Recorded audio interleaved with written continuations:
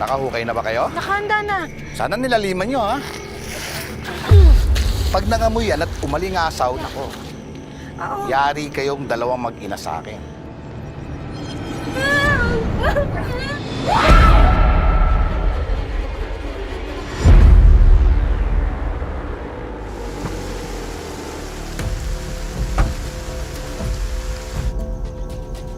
Mukhang ilang linggo kang hindi kumakain, Iha.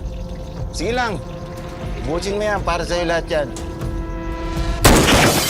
Ang bilis mong matuto, Iha. Walang aalis ng stasyon, ha? Tandaan nyo yan.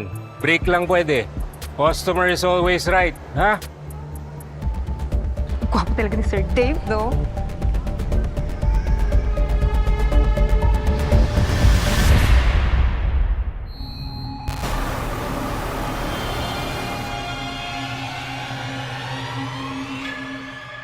Ano na ulit usapan natin? Papalayan kita sa isang kondisyon. Ay, sir! Gusto nyo bang assist ko kayo? Siya na lang. Sige, dito po, sir.